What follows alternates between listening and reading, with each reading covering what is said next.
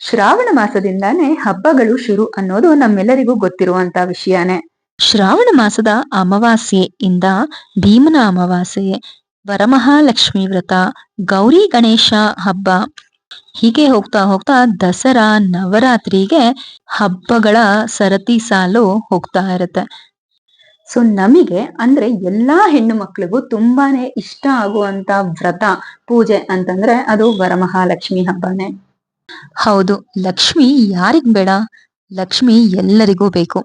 ಮಹಾದೇವಿ ಲಕ್ಷ್ಮಿ ಇಲ್ಲದ ಬದುಕು ದುಸ್ತರವೇ ಸರಿ. ಆ ಮಹಾದೇವಿ ಎಲ್ಲಿ ಶುಭ್ರತೆಯಿಂದ ಕೂಡಿರುತ್ತೋ ಅಂತ ಜಾಗದಲ್ಲಿ ಮಾತ್ರ ನೆಲೆಸಿರ್ತಾಳಂತೆ. ಸೊ ಹಾಗಾಗಿ ನಮ್ಮೆಲ್ಲರ ಮನೆಗಳಲ್ಲೂ ನಾವು ಲಕ್ಷ್ಮಿ ಹಬ್ಬ ಬರ್ತಾ ಇದೆ ಅಂತಂದಾಗ ಇಡೀ ಮನೇನ ಶುಭ್ರಗೊಳಿಸ್ತೀವಿ. ಆತ್ಮ ನಮಸ್ತೆ, ನಾನು ನಿಮ್ಮ ಭಾರತಿ ಪ್ರಶಾಂತ್. ಯಾರಾದ್ರೂ ನನ್ನ ಚಾನೆಲ್ನ ಮೊದಲನೇ ಬಾರಿಗೆ ನೋಡ್ತಾ ಇರೋರಾಗಿದ್ರೆ ನನ್ನ ಚಾನೆಲ್ನ ಸಬ್ಸ್ಕ್ರೈಬ್ ಮಾಡ್ಕೊಂಡು ನೋಡಿ. ನಾವ್ ಎಲ್ಲರೂ ಲಕ್ಷ್ಮಿ ಪೂಜೆನ ತುಂಬಾನೇ ಚೆನ್ನಾಗಿ ಮಾಡ್ತೀವಿ. ಆದ್ರೆ ಲಕ್ಷ್ಮೀ ದೇವಿ ಜನನ ಹೇಗಾಯ್ತು? ಲಕ್ಷ್ಮೀ ದೇವಿ ಅಯೋನಿಜಳು. ಅಂದ್ರೆ ಲಕ್ಷ್ಮೀ ದೇವಿ ಯಾರ ಹೊಟ್ಟೆಯಿಂದಲೂ ಬಂದವಳಲ್ಲ. ಲಕ್ಷ್ಮೀ ದೇವಿ ಜನ್ಮ ರಹಸ್ಯನ ಚಿಕ್ಕದಾಗಿ ತಿಳ್ಕೊಂಡ್ ಬರೋಣ. ದೂರ್ವಾಸ ಮುನಿಗಳ ಕೋಪ ಎಲ್ಲರಿಗೂ ಗೊತ್ತಿರುವಂತದ್ದೇ. ಯಾರಾದ್ರೂ ತುಂಬಾ ಕೋಪ ಮಾಡ್ಕೊಂಡ್ರೆ ದೂರ್ವಾಸ ಮುನಿ ಆಡ್ದಂಗ ಆಡ್ಬೇಡ ಅನ್ನೋದನ್ನ ನಾವು ಕೇಳಿದೀವಿ. ಇನ್ನ ಇವರು ಎಷ್ಟೋ ಜನಕ್ಕೆ ಶಾಪವನ್ನಿಟ್ಟಿದ್ದಾರೆ. ಅವರ ಈ ಶಾಪದಿಂದನೇ ಭೂಮಿಯ ಮೇಲೆ ಎಷ್ಟೋ ಮಹತ್ತರ ಬದಲಾವಣೆಗಳಾಗಿವೆ. ಇವರು ಮುನಿ ಅತ್ರಿ ಮತ್ತು ಅನುಸೂಯಾಳಿಗೆ ಜನಿಸಿರ್ತಾರೆ. ಒಂದ್ ಸರಿ ದೂರ್ವಾಸ ಮುನಿಗಳು ಲೋಕ ಕಲ್ಯಾಣಕ್ಕಾಗಿ ಶಿವನನ್ನ ಕುರಿತು ತಪಸ್ಸನ್ನ ಮಾಡ್ತಾರೆ. ಹಗಲು ರಾತ್ರಿ, ಚಳಿ ಮಳೆ ಅನ್ನದೇ ದೀರ್ಘಕಾಲ ತಪಸ್ಸನ್ನ ಮಾಡಿ ಶಿವನನ್ನ ಒಲಿಸ್ಕೊಳ್ತಾರೆ. ಆಗ ಶಿವದೇವ ಪ್ರತ್ಯಕ್ಷನಾಗಿ ಒಂದು ಮಾಲಿಕೆಯನ್ನ ದೂರ್ವಾಸ ಮುನಿಗಳಿಗೆ ಕೊಡ್ತಾರೆ. ಆ ಮಾಲಿಕೆಯನ್ನ ಯಾರು ಅರ್ಹರಾಗಿರ್ತಾರೆ ಅಂತವರಿಗೆ ನೀಡತಕ್ಕದ್ದು. ಇದರಿಂದ ಅಮರತ್ವ ಲಭಿಸುತ್ತದೆ ಮತ್ತು ಮನೋ ಇಚ್ಛೆ ಸಂಪೂರ್ಣವಾಗುತ್ತದೆ ಅಂತ ಹೇಳಿರ್ತಾರೆ. ಬಾಹ್ಯ ಲೋಭಗಳನ್ನ ಬಯಸದ ದೂರ್ವಾಸ ಮುನಿಗಳು ಇದನ್ನ ತ್ರಿಮೂರ್ತಿಗಳಿಗೆ ಕೊಟ್ರೆ ಹೇಗಿರುತ್ತೆ ಅಂತ ಯೋಚನೆ ಮಾಡ್ತಾರೆ. ಆದ್ರೆ ತ್ರಿಮೂರ್ತಿಗಳಿಗೆ ಈಗಾಗ್ಲೇ ಸಿದ್ಧಿಸಬೇಕಾಗಿರುವಂತದ್ದೆಲ್ಲ ಸಿದ್ಧಿಸಿ ಆಗಿದೆ. ಹಾಗಾಗಿ ಇದನ್ನ ಸುರಪಾಲಕ ದೇವೇಂದ್ರ ಅಶ್ವಮೇಧ ಯಾಗಗಳಿಂದ ಎತ್ತರದ ಸ್ಥಾನಕ್ಕೆ ಏರಿ ದೇವತೆಗಳಿಗೆ ಕಲ್ಯಾಣ ಬಯಸುವಂತ ಇಂದ್ರನಿಗೆ ಇದನ್ನ ಕೊಡಬೇಕು ಅಂತ ನಿರ್ಧರಿಸಿ ಇಂದ್ರಲೋಕಕ್ಕೆ ತೆರಳ್ತಾರೆ. ಆಗ ಆ ಸಮಯದಲ್ಲಿ ಅಲ್ಲಿ ವಸಂತೋತ್ಸವದ ಆಚರಣೆ ನಡೀತಾ ಇರುತ್ತೆ. ಇಂದ್ರದೇವನು ಐರಾವತವನ್ನ ಏರಿ ಅಲಂಕರಿಸಿ ಎಲ್ಲಾ ದೇವಾನು ದೇವತೆಗಳ ಯೋಗಕ್ಷೇಮದ ವಿಚಾರಣೆಯಲ್ಲಿರ್ತಾರೆ. ಆಗ ದೂರ್ವಾಸ ಮುನಿಗಳು ಸರ್ವಕಾಲಕ್ಕೂ ಕಾಲಕಾಲಕ್ಕೆ ಮಳೆಯನ್ನು ಸುರಿಸಿ ಬೆಳೆಯನ್ನು ಬೆಳೆದು ಜನರು ಸುಖ ಶಾಂತಿ ನೆಮ್ಮದಿಯಿಂದ ಇರುವಂತೆ ಮಾಡಿದ ನಿನಗೆ ಈ ವಿಶೇಷವಾದ ದಿವ್ಯ ಮಾಲಿಕೆಯನ್ನ ತಂದಿದ್ದೀನಿ, ನೀನು ಯೋಗ್ಯ ವ್ಯಕ್ತಿ ಅಂತ ಹೇಳಿ ಇಂದ್ರನ ಕೊರಳಿಗೆ ಈ ಮಾಲೆಯನ್ನ ಅರ್ಪಿಸ್ತಾರೆ. ಆಗ ಇಂದ್ರದೇವನು ತನ್ನ ವಜ್ರ ವೈಡೂರ್ಯದ ಹಾರಗಳ ಮುಂದೆ ಈ ಹಾರ ಸಾಮಾನ್ಯ ಮಂದಾರ ಹಾರದಂತೆ ಕಾಣಿಸುತ್ತಿದೆ ಅಂತ ಹೇಳಿ ತನ್ನ ಕೊರಳಿನಿಂದ ಆ ಹಾರವನ್ನ ತೆಗೆದು ತನ್ನ ಆನೆ ಐರಾವತಕ್ಕೆ ಅರ್ಪಿಸ್ತಾರೆ. ಐರಾವತ ಮೊದಲೇ ಮದವೇರಿದ ಆನೆ. ಆ ಪುಷ್ಪ ಮಾಲಿಕೆಯನ್ನ ತೆಗೆದು ಅದನ್ನ ಕಾಲಿನಲ್ಲಿ ತುಂಡರಿಸಿ ಅದನ್ನ ಬಿಸಾಕತ್ತೆ. ಆಗ ದೂರ್ವಾಸ ಮುನಿಗಳಿಗೆ ಕೋಪ ಬಂದು ಇಂದ್ರದೇವನಿಗೆ ಶಾಪವನ್ನ ಕೊಡ್ತಾರೆ.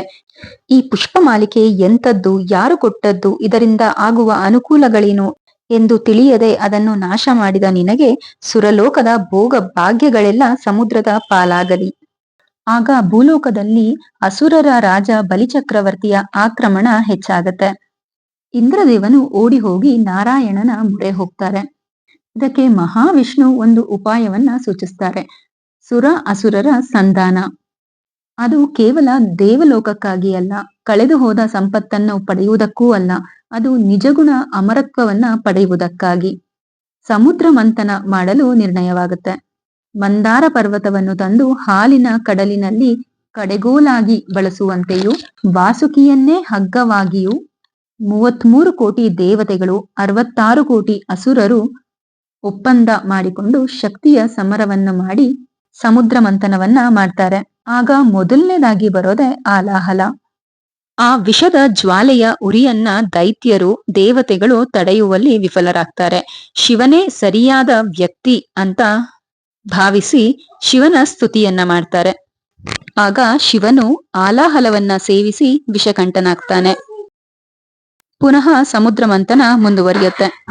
ಆಗ ಒಂದು ಮಹಾ ಬೆಳಕು ಪ್ರಜ್ವಲಿಸುತ್ತೆ. ಒಂದು ಸ್ತ್ರೀ ರೂಪ ಹೊರಗೆ ಬರುತ್ತೆ. ಆ ಸ್ತ್ರೀ ರೂಪದ ಸೌಂದರ್ಯವನ್ನ, ಐಶ್ವರ್ಯವನ್ನ ನೋಡಿ ದೇವಾನುದೇವತೆಗಳು, ಅಸುರರು ತಮಗೆ ಬೇಕು ಅಂತ ವಾಗ್ವಾದವನ್ನ ಮಾಡ್ತಾರೆ.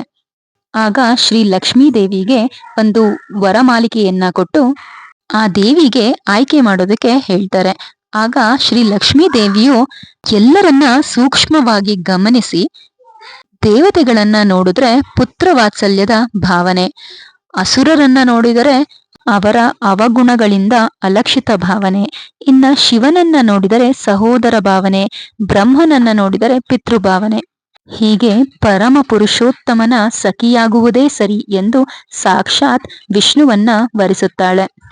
ಹೀಗೆ ಲಕ್ಷ್ಮಿ ಎಲ್ಲಿ ಸೇರಬೇಕೋ ಅಲ್ಲಿ ಸೇರುತ್ತಾಳೆ. ಹೀಗೆ ಲಕ್ಷ್ಮೀ ದೇವಿಯ ಜನನವಾಗುತ್ತೆ. ಸಮುದ್ರೇನ ಸಮುತ್ಪನ್ನ ಲಕ್ಷ್ಮೀ ಸಮುಚಿತಾ ತದಾ ವಿಷ್ಣು ಪತ್ನಿ ತದಾ ಜಾತ ವಿಶ್ವಮಾತಾ ಶುಭಾಶ್ರಿಯ. ಈ ವರ್ಷದ ನಮ್ಮನೆ ಮುದ್ದು ಲಕ್ಷ್ಮಿ ಈ ರೀತಿ ಕಾಣ್ತಾ ಇದ್ರು. ನಿನ್ನೆ ರಾತ್ರಿ ನಾನ್ ಮಲಗಿದ್ದು ಮ್ಯಾಕ್ಸಿಮಮ್ ಅಂತಂದ್ರೆ 2 ಅವರ್. 1 ಗಂಟೆಗೆ ಹೋಗಿ ಮಲ್ಕೊಂಡು ಮತ್ತೆ 3 ಗಂಟೆಗೆ ಎದ್ದು ಬಂದೆ. ಸೊ ಬೆಳಿಗ್ಗೆ 4:15 ಅಷ್ಟರಲ್ಲಿ ಪೂಜೆ ಅಂತೂ ಆಯ್ತು. ಈ ಕಡೆ ಪೂಜೆ ಮುಗಿಸ್ಕೊಂಡು ಸ್ಟವ್ನ ಎಲ್ಲ ನೀಟಾಗಿ ರೆಡಿ ಮಾಡ್ಕೊಳ್ತಾ ಇದೀನಿ, ಪೂಜೆ ಮಾಡಿ ಒಬ್ಬಟ್ಟಿಗಿಡೋದಕ್ಕೆ ಅಂತ. ನಮ್ಮ ಮನೇಲಿ ಹಿಂದಿನ ದಿನಾನೇ ಪ್ರಸಾದಕ್ಕೆಲ್ಲ ರೆಡಿ ಮಾಡ್ಕೊಳ್ಳೋ ಅಂತ ಅಭ್ಯಾಸ ಇಲ್ಲ. ಸೊ ಹಾಗಾಗಿ ಎಲ್ಲ ಇವತ್ತಿನ ದಿನಾನೇ ಮಾಡೋದು. ರಾತ್ರಿ ಲಕ್ಷ್ಮಿಗೆ ಸ್ಯಾರಿ ಎಲ್ಲ ರೆಡಿ ಮಾಡಿ ಇಟ್ಟಿರ್ತೀವಿ, ಬಟ್ ಬೆಳಿಗ್ಗೆ ನಾವು ಕಳಶ ಸ್ಥಾಪನೆ ಮಾಡೋದು. ಇನ್ನ ಇದು ಪಂಚಾಮೃತ ಅಭಿಷೇಕಕ್ಕೆ ಕಲ್ಸಕ್ರೆ, ಹಾಲು, ಮೊಸರು, ತುಪ್ಪ, ಜೇನುತುಪ್ಪ, ಡ್ರೈ ಫ್ರೂಟ್ಸು, ಸ್ವಲ್ಪ ಗರ್ಕೆ ಗಣೇಶನ ಪೂಜೆಗೆ ಎಲ್ಲ ಒಂದ್ ಕಡೆ ರೆಡಿ ಮಾಡಿ ಇಟ್ಕೊಂಡ್ರೆ ಈಸಿಯಾಗಿ ಸಿಗುತ್ತೆ ಅಂತ ಇದೆಲ್ಲ ರೆಡಿ ಮಾಡಿ ಇಟ್ಟಿರುವಂತದ್ದು. ಇನ್ನ ಈ ಕಡೆ ಸ್ಟವ್ನ ನೀಟಾಗಿ ಒರೆಸಿ ಅದಕ್ಕೆ ಸ್ವಲ್ಪ ಅರಿಶಿನ, ಕುಂಕುಮ, ರಂಗೋಲಿ, ಹೂವ ಎಲ್ಲ ಇಟ್ಟು ಪೂಜೆ ಮಾಡಿದ್ದೆ. ಈಗ ಒಂದ್ ಪಾತ್ರೆನ ಇಟ್ಟು ಅದ್ರಲ್ಲಿ ಬೇಳೆನ ಬೇಯೋದಕ್ಕೆ ಇಡ್ತೀನಿ. ಇದು ಒಬ್ಬಟ್ಟಿಗೆ.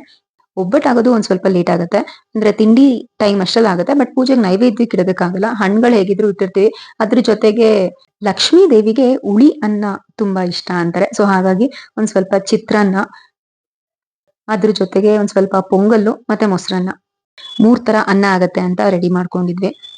ಇನ್ನ ಬೆಳಿಗ್ಗೆ 4:15 ಅಷ್ಟರಲ್ಲಿ ದೀಪ ಹಚ್ಚೋದ್ ಲೆಕ್ಕ ಅಂತ ಹೇಳಿ ದೀಪ ಏನೋ ಹಚ್ಬಿಟ್ವಿ. ಬಾಗ್ಲು, ಹೊಸಲು ಪೂಜೆ ಎಲ್ಲಾನು ಆಯ್ತು, ಬಟ್ ಬೇರೆ ಅಭಿಷೇಕ ಅದೆಲ್ಲಾನು ಸ್ವಲ್ಪ ಲೇಟೇ ಆಯ್ತು.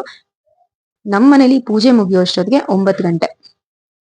ಅಷ್ಟರಲ್ಲಿ ತಿಂಡಿಗೆ ಒಬ್ಬಟ್ಟು ಕೂಡ ರೆಡಿ ಆಗಿತ್ತು. ಇನ್ನ ಪೂಜೆಗೆ ಅಂತ ಮಕ್ಳನ್ನೆಲ್ಲ ಬೆಳಗ್ಗೆ ಎಬ್ಬಿಸೋದಕ್ಕೆ ಹೋಗ್ಲಿಲ್ಲ, ಪಾಪ ಅವರು ಲೇಟ್ ಆಗಿ ಮಲಗಿದ್ರು. ಗಣೇಶನ್ಗೆ ಮೊದಲನೇ ಪೂಜೆ, ಗಣೇಶನ್ಗೆ ಗರ್ಕೆ ಇಟ್ಟು ಪೂಜೆ ಏನೋ ಆಯ್ತು. ಅದಾದ್ಮೇಲೆ ಪಂಚಾಮೃತ ಅಭಿಷೇಕ, ಇನ್ನ ಕುಂಕುಮಾರ್ಚನೆ, ಲಲಿತ ಸಹಸ್ರನಾಮ ಪಠಣ, ಈ ರೀತಿಯಾಗಿ ಪೂಜೆನೂ ಮುಂದುವರಿತು. ಮಂಗಳಾರತಿ ಆಗೋಷ್ಟರಲ್ಲಿ ಎಲ್ಲರೂ ರೆಡಿ ಆಗಿದ್ರು. ಜೇನ್ ಇಲ್ಲಿ, ಜೇನ್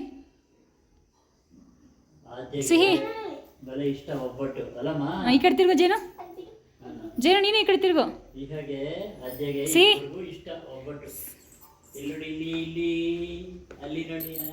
ವಾವ್, ನೈಸ್. ಕಮಲದ ಮುಖದೊಳೆ ಹೇಳ್ಬಿಡು.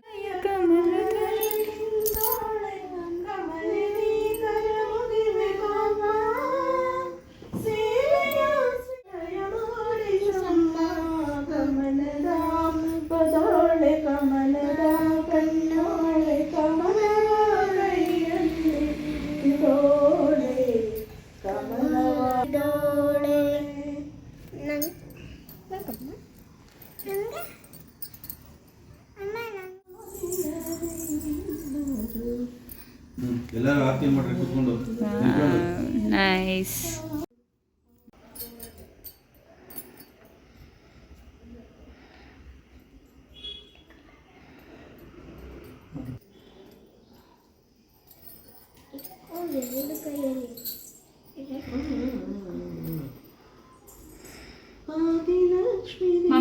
ಹೇಳ್ಬೇಕು. ಅರಿಶಿನ ಕುಂಕುಮ ಹಚ್ಚಿ ಮಾಲೆ ಹಾಕಿರೆ, ಆದಿಲಕ್ಷ್ಮೀ ದೇವಿಗೆ ಹಾರತಿಯ ಎತ್ತಿರೆ. ಅರಿಶಿನ ಕುಂಕುಮ ಹಚ್ಚಿ ಮಾಲೆ ಹಾಕಿರೆ,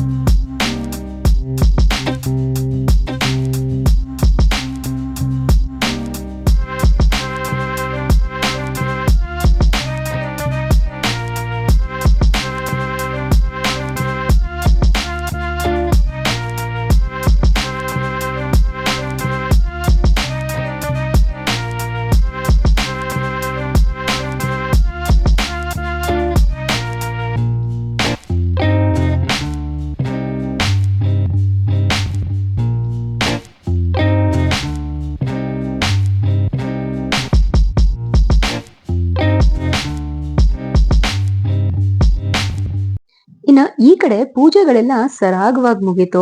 ಅದಾದ್ಮೇಲೆ ತಿಂಡಿಗಳನ್ನ ಮುಗಿಸ್ಕೊಂಡ್ವಿ. ಇನ್ನ ಒಂದ್ ಸ್ವಲ್ಪ ಹೊತ್ತು ರೆಸ್ಟ್ ಮಾಡೋಣ ಅಂತ ಅನ್ಕೊಳ್ಳೋ ಟೈಮ್ಗೆ ಮೊಬೈಲ್ಗೆ ಒಂದ್ ನೋಟಿಫಿಕೇಶನ್ ಮೆಸೇಜ್ ಕೂಡ ಬಂತು.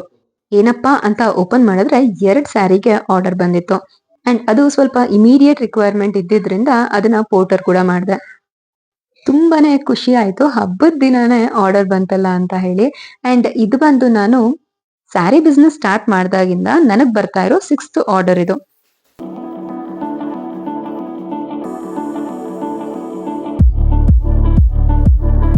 ಹಬ್ಬದ ದಿನ ಈ ರೀತಿಯಾಗಿ 2 ಆರ್ಡರ್ ಬಂದ್ರೆ ಖುಷಿ ಆಗ್ದಿರ ಇರತ್ತಾ? ತುಂಬಾನೇ ಖುಷಿ ಆಯ್ತು. ಅಂಡ್ ಪ್ರತಿದಿನ ಹೀಗೆ ಇರುತ್ತೆ ಅಂತ ಅಲ್ಲ, ಎಷ್ಟೋ ದಿನ ಆರ್ಡರ್ ಇಲ್ದೇನೆ ಕೂತಿರುವಂತದ್ದು ಇದೆ. ಬಟ್ ಎಲ್ಲದಕ್ಕೂ ಟೈಮ್ ಬರ್ಬೇಕು. ನಾವ್ ಏನೋ ಒಂದು ಸ್ಟಾರ್ಟ್ ಮಾಡಿದ ತಕ್ಷಣ ತುಂಬಾನೇ ಸ್ಟಾರ್ಟಿಂಗ್ ಹೈ ರೀಚ್ ಆಗುತ್ತೆ ಅನ್ನೋ ಎಕ್ಸ್ಪೆಕ್ಟೇಷನ್ಸ್ ಇರಬಾರ್ದು. Slow and steady wins the race ಅನ್ನೋ ರೀತಿಯಲ್ಲಿ ಸ್ಲೋ ಆಗಿ ಡೆವಲಪ್ ಆಗುತ್ತೆ. ಸೊ ಅಲ್ಲಿವರೆಗೂ ವೇಟ್ ಮಾಡ್ತೀನಿ ಖಂಡಿತ. ಇನ್ನ ಹೇಗಿದ್ರು ಹಬ್ಬದ ದಿನ ಆರ್ಡರ್ ಬಂದಿರೋದಲ್ವಾ, ಸೊ ಸ್ಯಾರಿನ ದೇವ್ರ ಹತ್ರನೇ ಇಟ್ಟು ಪೂಜೆ ಮಾಡಿ ಕೊಡ್ಬೇಕು ಅಂತ ಅನ್ನಿಸ್ತು. ಸೊ ಹಾಗಾಗಿ ಅದು ಆಯ್ತು. ಇನ್ನ ಸಂಜೆ 5:30 ಅಷ್ಟರಲ್ಲಿ ದೀಪ ಹಚ್ಚೋಣ ಅಂತ ಹೇಳಿ ಬಾಗ್ಲೆಲ್ಲ ಒರೆಸಿ ಮತ್ತೆ ರಂಗೋಲಿ ಹಾಕಿ ನಾವುಗಳು ಕೂಡ ರೆಡಿ ಆದ್ವಿ.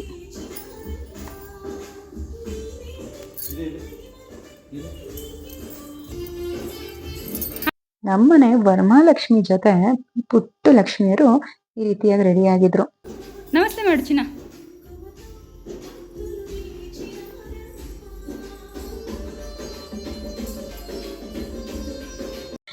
ಈ ಪುಟಾಣಿ ಲಕ್ಷ್ಮಿಯವ್ರ ಕೈಯಲ್ಲಿ ಮಹಾಲಕ್ಷ್ಮಿಗೆ ಸಂಗೀತ ಸೇವೆ, ನಾಟ್ಯ ಸೇವೆ ಎಲ್ಲಾನು ಆಯ್ತು.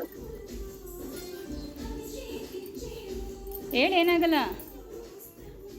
ಇನ್ನು ಇವತ್ತಿನ ದಿನ ಬೆಳಿಗ್ಗೆಯಿಂದ ಸಂಜೆವರೆಗೂ ತುಂಬಾನೇ ಕೆಲಸಗಳಿರುತ್ತೆ ಅಂತಾನೆ ಹೇಳ್ಬೋದು.